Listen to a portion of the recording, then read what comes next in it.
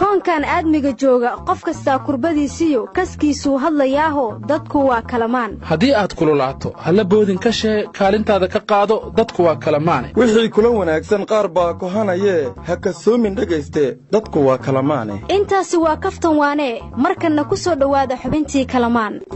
wareer kalamaanow muran looma baahniya waraan mudax ka daabayne macno sheega niman yahow bulshadu waydin maqashaaye armaantow maantow hadal bilawshay maruubiyeega maangaabanya yeeri amed waran leh warnimayo wariya dhammaantii waxaa la yidhi intii qaladoon ku dhacay haddaanan ka qaadan talo intuu kayrkay hormaray haddaan qabardaar ahaa adduunyadu waa qorshee haddaan waxba ii qorrayn ilaah kama quusanina haddaan qaangaaraya awal ma muluqaadaheed markaan da'da jiray 15 markaan damac guur la soo kacay doogayga markaanu saan tegay miyaad uga jeedaa warnimayo waxaan la yaabanahay 60 jir qaangaarka ka dambeeya war ma haysaana coronavirus daawa loo helay daawaan haytabanahayna aroy karoora ka orda waaye ka orda daawa ka ahaan maa loo helay iga duruug walaal aan ka durgee daawadaada ii sheeg walaal miyaad uga jeedaan anigu coronavirus daawo uga dhow in kahortaga laga daayo ma arkin warnimayo war ma haysaana dawladda turkigu waxay soo saartay mashiinkii ugu horreeyey ee coronavirus lagu ogaanaya hal saac dawlado badan oo tiknoolajiyadda caalamka ku faani jirayna way ka soo dalbadeen qaarna way ka iibisay war mashiinka jiinga laga shiiday aryadaha wasaaradda caafimaadku shaybaar karoonaha lagu ogaaha ayaan keennay tiriye ma turkigaa nagu caawiyey warnimaya warkaa iga dhex geline kuuriyada waqooyi qofkii laga helo coronavirus dib dambe loo arki maayaa la yidhi qof kalena qaadsiin maayaa la yidhi kadib markii lala yaabay dadkii coronavirus ku dhacay ee kuuriyada waqooyi meesha ay aadeen ayaa Kim Jong Un la waraystay waxaa la yidhi madaxweyne aw dadkii corona ku dhacay wuxuu yidhi caafimaad degdeg ah siinay ayagana ku koobnay taasoo micnaheedu ay tahay qofka meesha uu ku hindhiso ayaa lagu toogtaa ilaahayo horta aniga kuuriya haygeyni minaad igaysana hindhisahayga keeniyaan karoona laygu koobina war madaxweynaha Mareykanka Donald Trump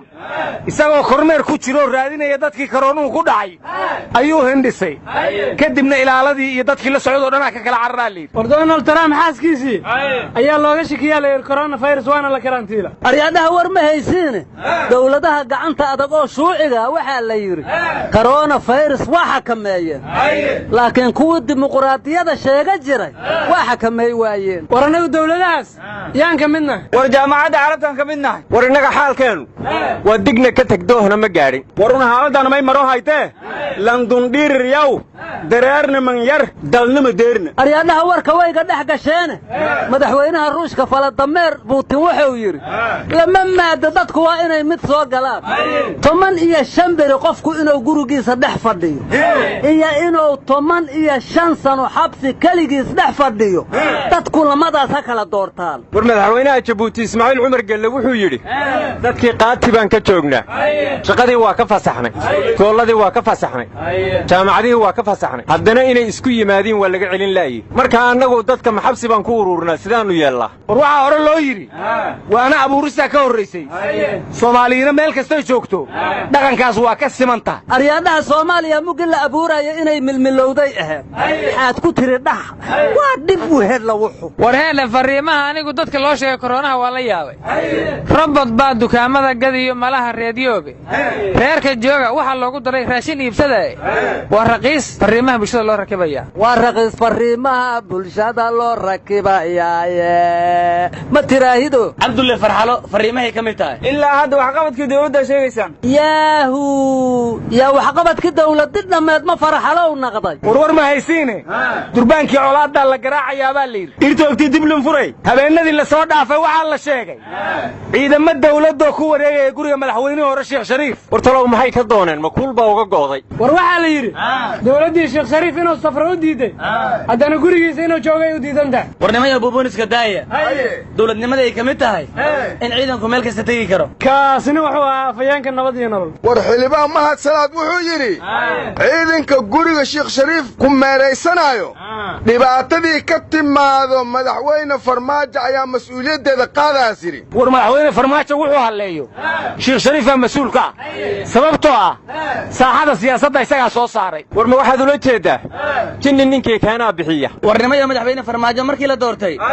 sheekh shariif waa kii yidhi dowladda afarteeda sana halala shaqeeyo oon yaan la mucaaradin marka ma intii yaa shariif dembi ku noqotay war hadduu kaambeynka soo dhowaado in laisfarageliye hurme war anigu waxaan la yaabanahay nin doorasho ku yimid oo inuu xoog ku jooga raba warnimaya waxaa maqli jiray degdegtaadu waa badatay iyo bootindheeridee inaad balaayo soo tabataan kaga baqaya warniyo hadalku siduu kaaga soo bixi laayay markaan arkay dharag bay muujinaysaa warnimayo waxaa la yidhi rajadii qalbigu cawdsan jiray lala cabbaardhaaf mugdigii ishaannada cawaray dib u cusboonaa casharkii la soo maray shacbiga loogu soo celiye oo waxay ka carareen mar kale caasha loo geliye halkii cudurka laga qaaday baan caafimaad jirine ceelkii sunta ahaa bulshadii maanta la cabsiye caaqiba midkii laga dayaaceego nugu tuuriya carab dalable mooye la waa ruux cadaalad ahee shahaado ay sitaan iyo cilmina been ka celi waaye dadka yaga culayska iyo faqriga caajisna u dheere 30 sano cadkay karinayeen dhinac ka eermaaye ayaguna canaab kama dejina way caburiyeene mar haddiise cududii sharciga lagu ciyaaraayo oo cidhiiri noloshii gashoo la isxisayn waayey colaad bay durbaanka u timeen culimmadeenniiye aqli taliya adinkaa leh iyo meerisya cudoone iga calowday xaajadu markaan sii carceeriyeye macadiifiba kii u digay lama canaantaanka aryaadhaha anigu waxaan dhihi lahay how in dadkii leesku sii diro leesku duuqeeyo dawmiya in dadkii leesku sii diro leesku duuqeeyo dawmiya maya war cabdillow dawga haddii la rabo lama seegeena waxaa la yidhi soomaalidu wiil iyo ma weyn hooyo waalid ah weligood waxbay qaban jireen labada waaxood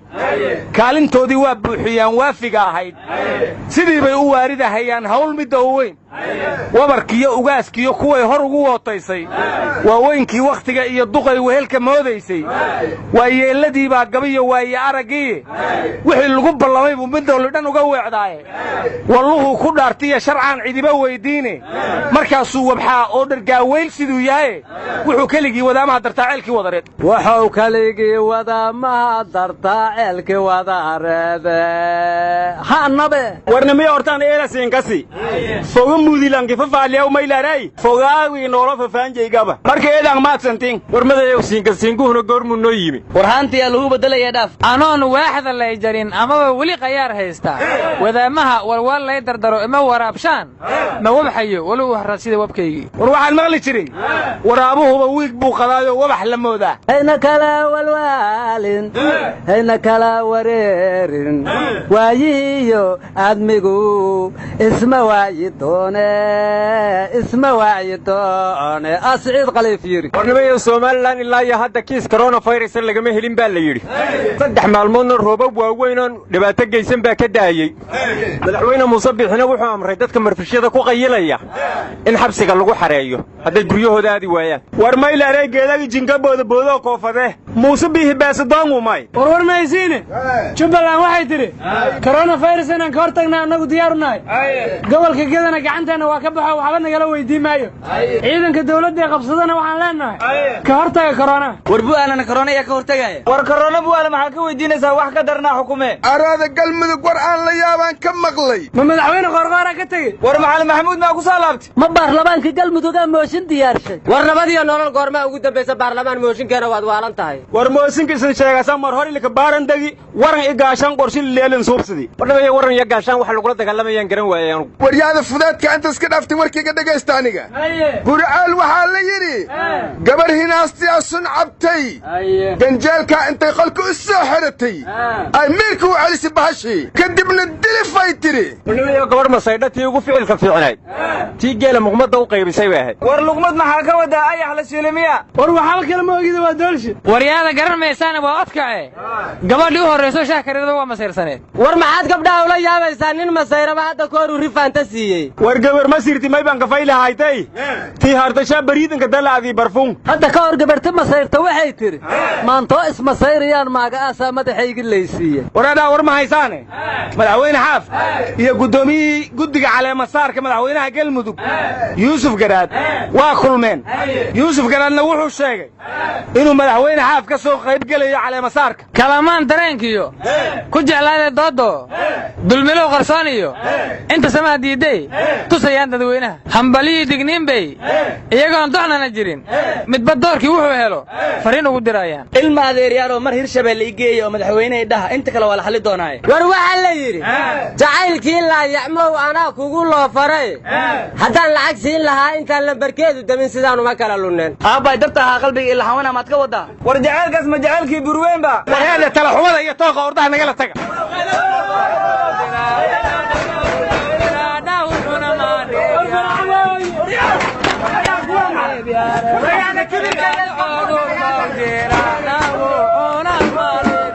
waryaada kibirka iyo iskorfuulka nagala taga